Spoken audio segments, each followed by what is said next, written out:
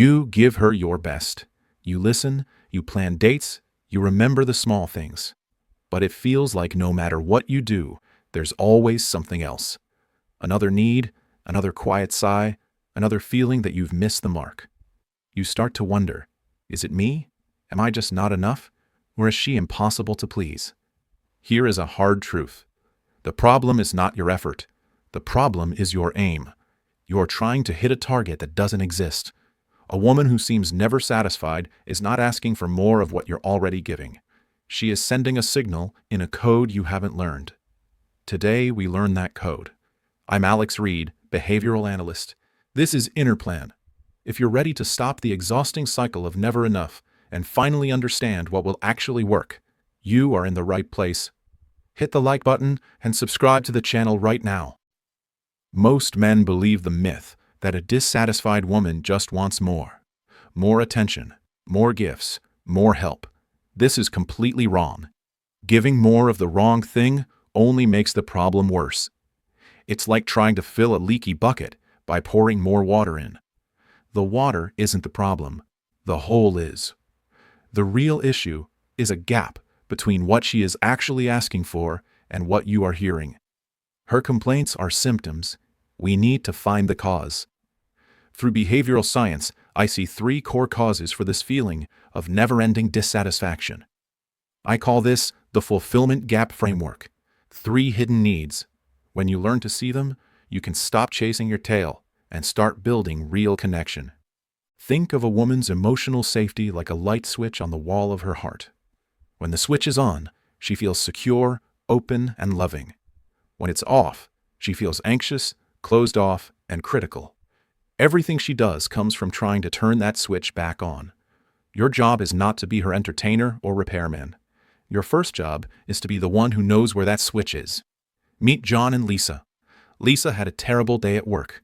Her project failed. She feels like a failure. She comes home and says to John, "My whole day was a disaster. I'm so useless at my job." John loves Lisa. He wants to help. He says, "No, you're not. Look, here's what you do. First, talk to your boss tomorrow. Second, make a new plan. Third, I'll help you practice your presentation. It'll be fine." John feels like a great supportive boyfriend. He solved the problem. But Lisa just gets quiet. Later, she snaps at him for leaving his shoes in the hallway. John is confused and hurt. "I just tried to help you with your big problem. Why are you mad about shoes?" Here's why. Lisa's safety switch was off. She felt like a failure. She didn't bring John her project problem to fix. She brought him her feeling. I feel useless, to be shared and understood. When John jumped straight to fixing, he completely missed her feeling. He basically said, "Your feeling is a problem to be solved, not something for me to care about." The switch stayed off. Her snap about the shoes was just a spark from the dark room, a misplaced signal that her real need was ignored. The signs you're failing. Number 1, vague complaints. She says things like, "You just don't get me," or "I feel alone." When you ask for an example, she says forget it, or can't give one. 2, the small critic. She focuses on tiny, unrelated things. Your driving, how you chew, the towel on the floor. The big pain feels too scary to talk about, so it leaks out as criticism about safe, small things. 3, the silent treatment. She stops talking about her day. She says, "I'm fine," when she's clearly not. She deals with stress alone. She has quietly left the conversation. 4, walking on eggshells. You feel like you have to be careful around her, not because she's mean, but because you can feel a sadness or distance you don't know how to fix.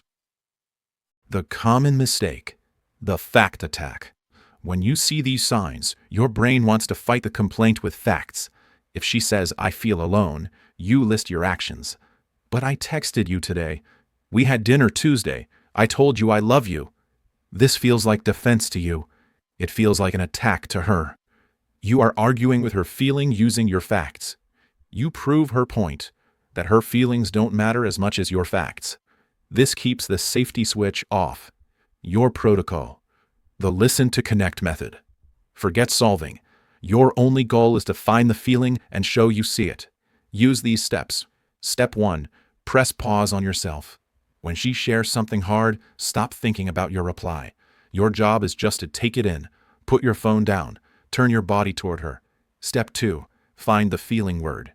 Listen for the core emotion. Is she sad, angry, scared, embarrassed, stressed? In your head, pick one word. Step 3. Say the feeling back. This is the magic move. Say, "So it sounds like you're feeling really embarrassed about what happened." Or, "That must have made you feel unimportant." Do not say, "I understand," or "It'll be okay." Just say the feeling word you picked. Step 4. Check the signal. Ask, "Is that what it felt like?" Then be quiet. Let her confirm or correct you. "Well, not angry, more disappointed." Perfect. Now you're on the right track. Step 5. Ask the key question. Ask, "What do you need from me right now? Do you need help figuring this out, or do you just need me to get it?" This lets her choose. Often, after steps 1 through 4, she'll say, "I just needed you to get it." The safety switch just flipped on. The problem often shrinks or even disappears. Why this works? You are not fixing her problem. You are fixing her feeling of being alone with the problem. You become her safe place. When she feels safe, the constant complaints stop. Imagine every woman has an invisible meter in her mind that measures your value. Not your money or your job, but your value as a partner. Is your presence in her life making it better, more interesting, more secure? Or are you just there? The meter needs to stay above a certain line. When it drops, she becomes dissatisfied, bored, and critical. Your job is to understand what feeds that meter. Meet David and Maria. When they first dated, David was exciting. He had his own life, gym, friends, a side project. He was busy and happy. Maria was drawn to that energy. A year later, David's world has slowly become all about Maria. He cancels gym to see her. He texts all day. His stories are all about we. He tries hard to make her happy, always asking, "What do you want to do?" Maria now feels bored. She says things like, "We never do anything new." David is confused. He's giving her all his time. So he plans a fancy, expensive dinner. She enjoys it, but 2 days later, the bored feeling is back. David feels like he's running on a treadmill, getting nowhere. The meter is empty. The signs you're failing: 1. Loss of excitement. She's not eager to see you. Dates feel routine. She seems more excited by her phone, her friends, or a TV show. 2. Boredom talks. She says, "We're in a rut," or "You're different than you used to be." There's a lack of fun and spontaneity. 3. You feel like a task. Your interactions feel like checking items off a list. The spark and playful tension are gone. 4. You're always available. You have cleared your schedule for her.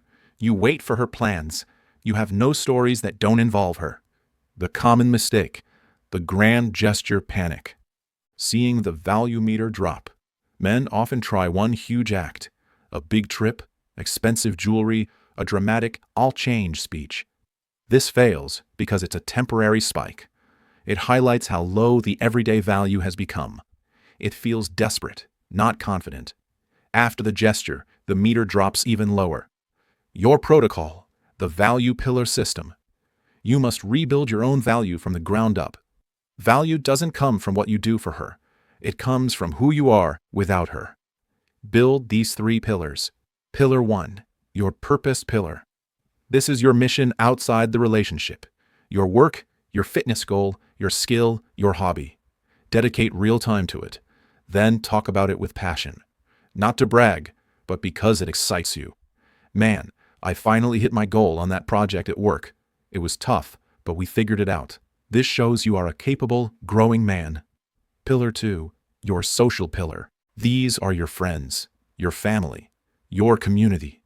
Have plans with them that don't involve her. Have stories from your own life. "Yeah, I'm helping my friend move his boat on Saturday. Gonna be an adventure." This shows you have a full, independent life. Pillar 3, your novelty pillar.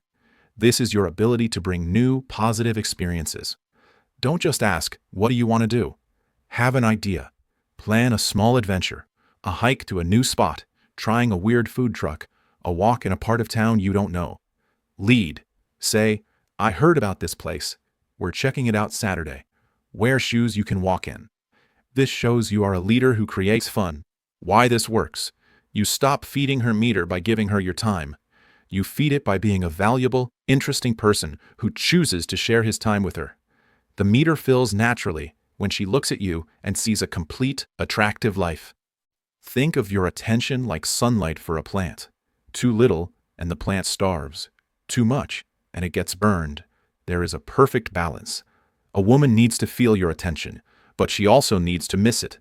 If your attention is constant and easy, it becomes cheap. If it's rare and weak, she feels neglected. Her dissatisfaction is often a sign your attention is out of balance. Meet Ben and Chloe. Ben is crazy about Chloe. He texts her, "Good morning," every day. He texts throughout her workday. He always replies instantly. He likes all her social media posts. He tells her she's beautiful multiple times a day. At first, Chloe loved it. Now, she feels smothered. His compliments feel empty. His texts feel like a duty. She starts replying slower. She sometimes forgets to text back. Ben feels her pulling away, so he doubles down. More texts. More "Are you okay?" messages. Chloe feels even more trapped and distant. Ben's constant attention is now pushing her away. The signs you're failing. 1. You're always on. You are always the one to text first, call first, plan first. Your attention has no off switch. 2. Compliments lose power. When you say, "You're beautiful," it gets a weak thanks instead of a smile. 3. She takes you for granted. She doesn't thank you for the small things anymore. She expects your constant contact. 4. You fear silence. If an hour goes by without contact, you get anxious and send a check-in text. You are teaching her that your attention is always available, on demand. The common mistake, the attention flood. The fear of losing her makes men pour on endless attention. This has the opposite effect. It makes you the source of a common resource, attention, instead of a rare one, your focused, meaningful attention. It becomes a chore for her to manage, not a gift she enjoys. Your protocol, the rhythm of pursuit. You must create a natural rhythm of attention, a push and pull. This makes your attention something she feels, then misses, then values. Step 1. Create space after connection. After a great date or a deep conversation, do not flood her with, "I had the best time" texts the next morning. Let it breathe. Be the first to end a good interaction warmly. "Tonight was great. I've got an early thing tomorrow. Talk to you soon." Then you wait. Let her feel the space and wonder about you. Step 2. Make your attention meaningful, not constant. Replace 5 boring "How was your day?" texts with 1 meaningful message. See an article about her hobby? Send it with a short note. "Saw this and thought of your painting project." No need to reply. This shows you're thinking of her, but not waiting for a response. It's a gift, not a demand. Step 3. When you are with her, be fully with her. Put your phone away. Make eye contact. Listen. Then, when you are apart, be fully apart. Be busy with your purpose and social pillars. This contrast is powerful. She gets your full, high-quality attention in person, and then she gets to miss that feeling when you're gone. Missing you is a key part of wanting you. Why this works? You stop being a source of cheap, endless attention. You become a source of high-quality, focused attention that has its own value. She stops feeling smothered and starts feeling lucky when she has your focus. Let's put the fulfillment gap framework together. A woman who seems never satisfied is sending signals from one of 3 broken systems.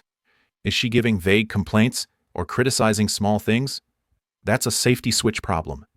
She doesn't feel emotionally safe. Stop using the fact attack. Use the listen to connect method. Find the feeling, say it back, and ask what she needs. Is she bored, saying you're in a rut, or losing excitement? That's a value meter problem. Your value has dropped. Stop with the grand gesture panic. Build your 3 value pillars: purpose, social, and novelty. Become an interesting man with a full life. Is she pulling away from your constant contact, or do you feel smothered? That's an attention balance problem. Your attention is too cheap. Stop the attention flood. Create a rhythm of pursuit. Give meaningful attention, then create space. Be fully present, then fully absent. This is not about doing more. This is about understanding the real need behind the complaint. You are moving from being a confused participant to a strategic partner. You listen for the system that's broken, and you apply the right fix. You change the environment, and her feelings within it will change. Now it's your turn to analyze. Think about your current situation or your last difficult relationship. Which gap was the biggest problem? Was it the safety switch, the value meter, or the attention balance?